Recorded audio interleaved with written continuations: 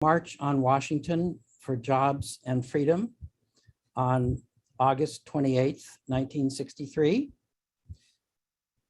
The anniversary is, of course, this August 28th.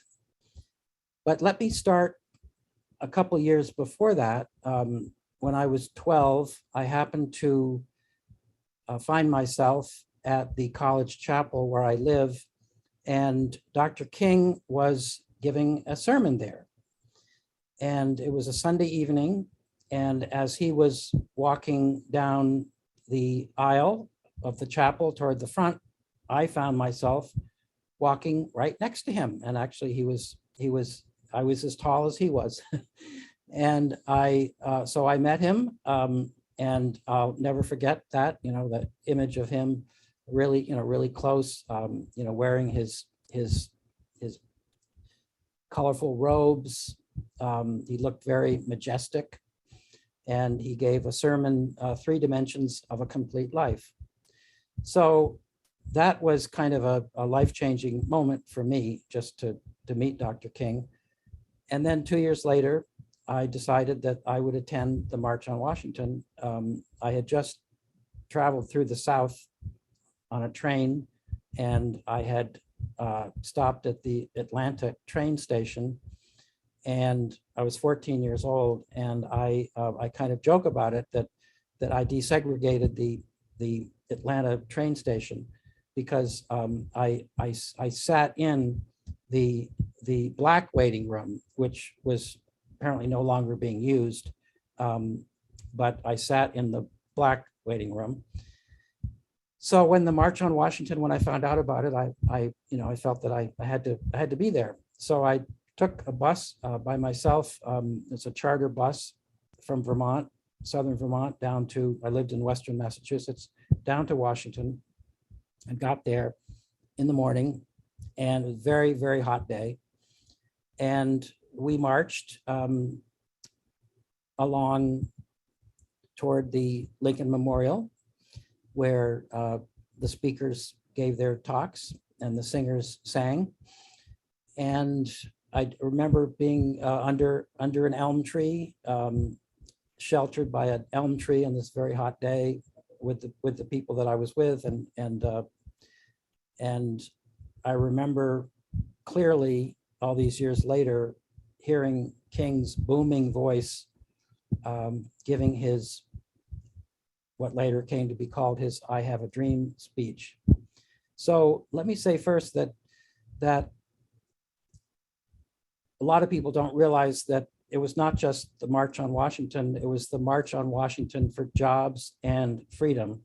And the idea for the march came from Philip Randolph, who had been a prominent Black labor leader for many years. And it had been his dream to organize a March on Washington for jobs. He was really thinking about jobs. He was concerned about Black unemployment and poverty. And so when the civil rights movement sort of reached its peak in 1963 with the Birmingham movement, he felt that this was the time to do it.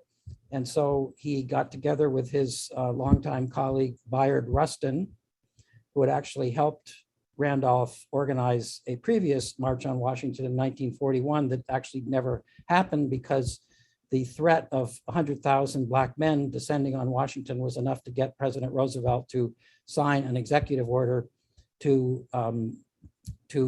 bar racial discrimination in the war industry during World War II. So this is something that Randolph had been dreaming about for many years. And so finally, this was the opportunity. However, the civil rights generals, you might call them, King and Roy Wilkins and the others, they wanted this march to be all about the civil rights bill that President Kennedy had just sent to Congress to build up support to pass this bill, which would, be hard to pass with the Southern filibuster. But they weren't interested in a march for jobs and a march having to do with poverty and unemployment. So that kind of got lost in the shuffle, although on all the signs and placards, it would say March on Washington for Jobs and Freedom. Anyway, So the march was toned down by the, what I call the civil rights generals, who wanted it to be a more moderate march, just focused on the civil rights bill. And also President Kennedy wanted them to call it off, and eventually they were able to persuade him to actually endorse it, at the very end. Johnny come lately, Johnny Kennedy come lately. In the march, one of the speakers was John Lewis, who we know, who died a few years ago, who we all revere. He was only about 22 or 23 years old at the time, representing SNCC, the Student Nonviolent Coordinating Committee, and he gave a speech that was kind of radical, kind of a little bit on the militant side, not really too much, but the elders, including Randolph and Rustin, felt that it was just a little too inflammatory, because he had certain phrases in there that sort of gave it a violent image, even though it wasn't. And so they all huddled with him underneath Lincoln's statue and finally persuaded him to tone it down a bit. But what Lewis was saying was that the civil rights bill that Kennedy had sent to Congress was not adequate, that it was too weak, it needed to be strengthened, especially because it didn't say anything about voting rights, and it didn't say anything about protecting civil rights workers from police brutality. So then at the very end of the afternoon, King gave his speech, and I want to just say a few things about it.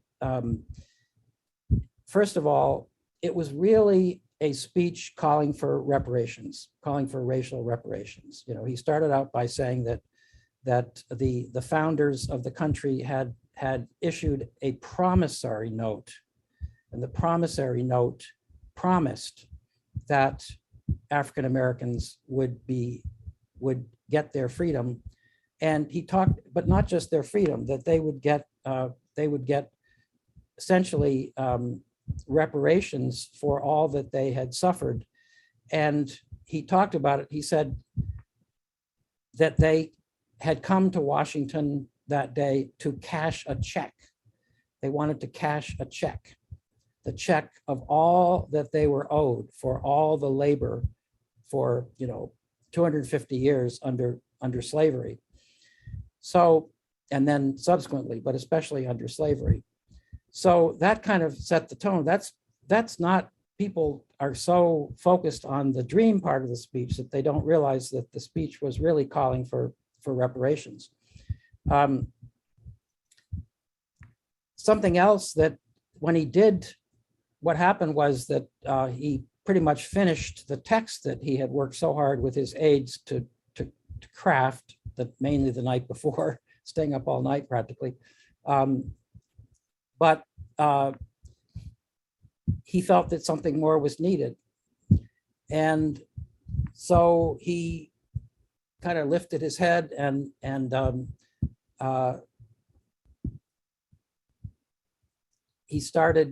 he remembered a speech that he had just given in Detroit just 2 months before, in which he had talked about his dream.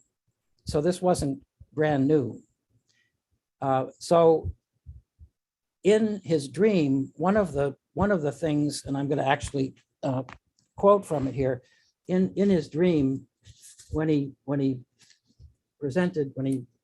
laid out his dream, one of the things he said was that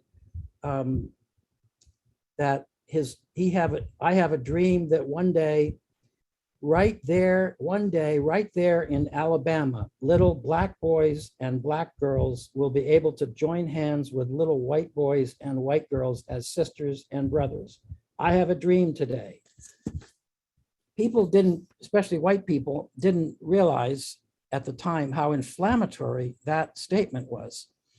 And it was one of the reasons that 3 weeks later, the Klan blew up the 16th Street Baptist Church in Birmingham, where the Birmingham movement had taken place in the spring. And the Klan was basically bombing people or churches that had anything to do with the effort to desegregate schools. And so in some ways you could imagine the Klan's bombing, and I think King may have felt this, that it was a response to what they probably felt was, such an inflammatory thing that he said about Black kids and white kids, sitting together. That was the thing that they considered absolutely the worst nightmare. And so they didn't intend to kill four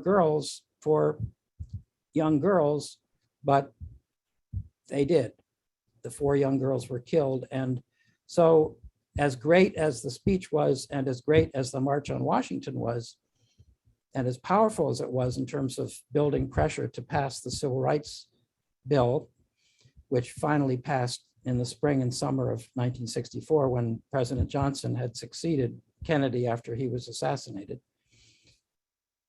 But it was actually, it was really this bombing that probably had as much to do as the march itself, or at least had a lot to do with the pressure on Congress to pass the Civil Rights Bill, because this was the worst outrage that happened. I mean, this was the worst outrage. This was the worst crime against humanity that happened during the Black Freedom Movement, was the bombing of the 16th Street Baptist Church on September 15th, 1963.